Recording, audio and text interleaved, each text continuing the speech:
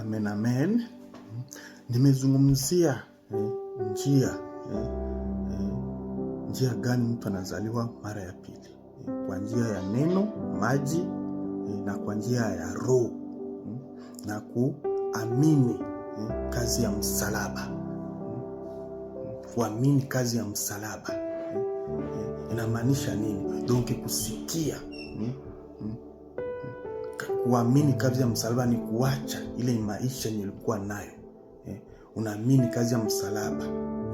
Na nitazungumza kuna faida. Kuna faida za kuzaliwa mara ya pili.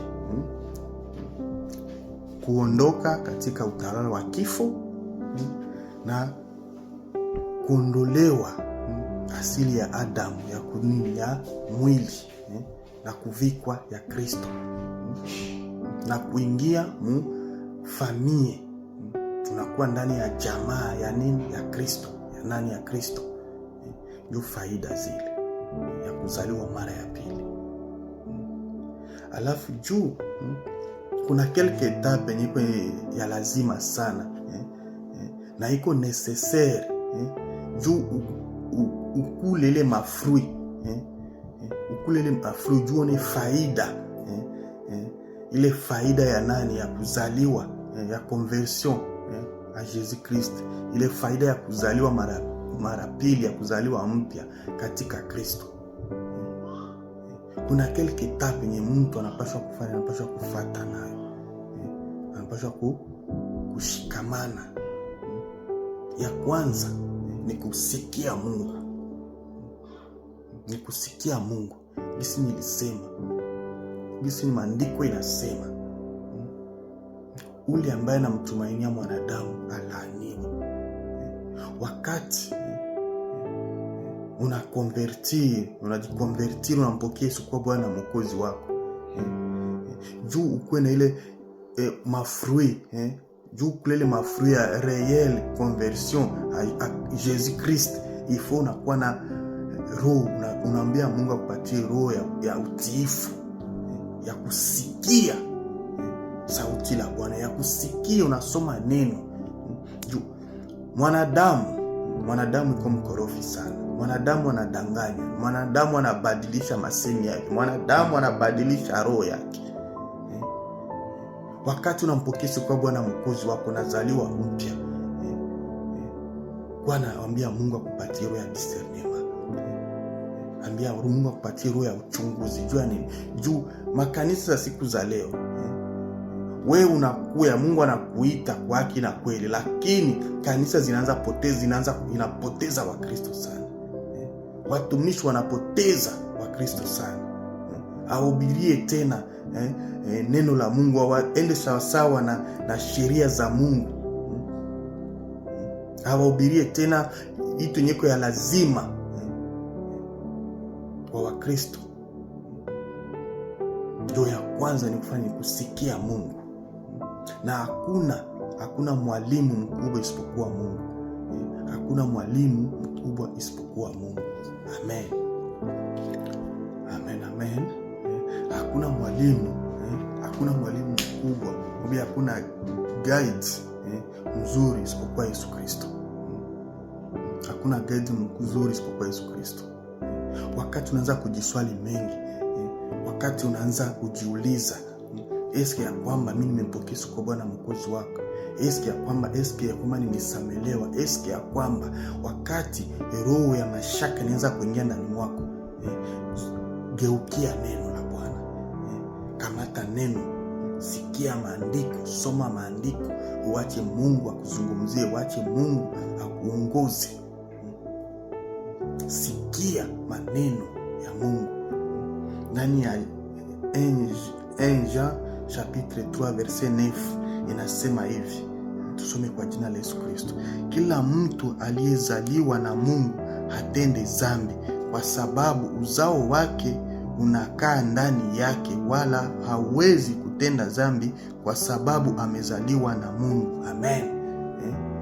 Wakati umezaliwa mara ya pili, hawezi tena kurudia ile njia ya zamani ulikuwa naishi, ile njia ya machafuko, ile njia ambayo imekutenga na Bwana. ile njia ambao ulikuwa naishi ndani, kwa sababu wakati kila mtu wote amezaliwa, kila mtu amezaliwa na Mungu hatende dhambi. Kila mtu wote amezaliwa na Mungu, ndio yote ambayo umetenda, hiyo hali ambayo ulikuwa unatembelea ndani imevutwa. Ile hali ambayo umekuwa ukipitia ndani imesamehewa, imetakaswa kupitia damu ya Yesu Kristo na Roho Mtakatifu,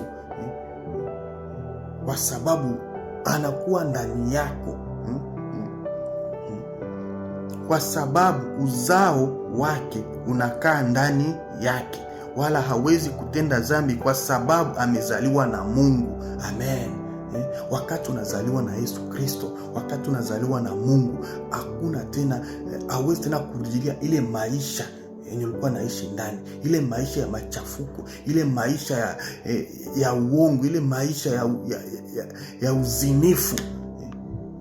Na unapaswa kusikia neno. Jua ni mwanadamu, shetani kazi yake itakuwa tu kukukumbusha, atakuwa tu juu na kuakize, wewe ulifanyaka hivi, wewe ulifanyaka hivi. Ile sauti haiko ya kusikia tena, ile sauti haina tena mamlaka, ile sauti haina tena uwezo ndani ya maisha yako. Amen. Kwa sababu umezaliwa upya, na kwa Mungu ni upendo. Kwa Mungu ni upendo. Amen. Amen, amen.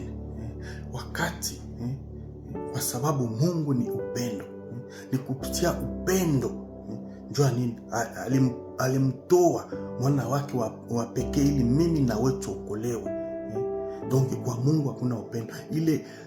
Ile sauti ya kujiswali mengi, ile sauti ya mashaka, ile sauti ya oga, haupashi tena kuisikia, haina tena mamlaka ndani mwako, kwa sababu uko na Mungu ndani mwako, na yeye wewe uko ndani ya Mungu na Mungu ni ndani mwako. Amen.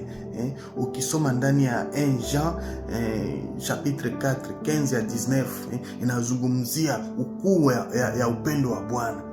Inasema wakati unakuwa na oga, donc hauko mkamilifu, haukamiliki, hausikie sauti ya Mungu, hausikie maneno ya Mungu, hausikie shauri ya Mungu. Juu kama uko na Mungu ndani mwako na wewe ni ndani ya Mungu na Mungu ni ndani mwako, hauna lazima kukiwa na oga tena, kwa sababu ndani ya Mungu ni upendo. Amen. Ndani ya Mungu ni upendo, na ule wote ambaye amempokea Yesu kuwa Bwana Mwokozi, ya kwamba unamwamini, unakiri ya kwamba Yesu ni Mungu, umefanya nini? Umemkubali Yesu kwa Bwana Mwokozi wako. Kusikia sauti ya Bwana, kusikia neno la Bwana. Wakati unazaliwa mara ya pili ni kujua kusikia sauti ya Mungu. Hapana kujiuliza, hapana kujiswali mengi. Eske kabisa ile masikatrice yote yenye uko nayo, yenye ulikuwa nayo, ile mzigo yako yote yenye ulikuwa nayo ndani ya maisha yako ya zamani haiko tena, kwa sababu ukisoma ndani ya 2 Corinthiens 15:17 inasema hivi kama mtu akiwa ndani ya Kristo, yeye ni kiumbe kipya, neno ya zamani yamepita, tazama neno yote yamekuwa mpya. Amen. Ile ni maneno ya Mungu, haiko ya wanadamu. Unasema wakati kila mtu hivi mtu akiwa ndani ya Kristo, wakati unampokea kwa Bwana Mwokozi wako, unakuwa kiumbe kipya. Unakuwa kiumbe kipya. Amen. Ile yako ya zamani yote yamefanya nini? Yamepita. Yote dhambi ulikuwa naishi yamepita. Masengenyo ulifanya yamepita. Kama uliiba, kama ulizini, kama ulitosha mamimba, kama ulifanya nini, yote yako yamepita, kwa sababu unakuwa kiumbe kipya. Amen. Na wakati unakuwa kiumbe kipya, uko na Yesu, uko na Kristo ndani mwako, Mungu ni ndani yako na wewe ni ndani ya Mungu. Amen. Na ile ni njia nini? Ya upendo. Haleluya. Unakuwa na upendo ndani mwako. Unaacha sasa Mungu aendelee na kutransforme, Mungu akufanye, akubadilishe. Mungu endelee kuwabariki. Amen.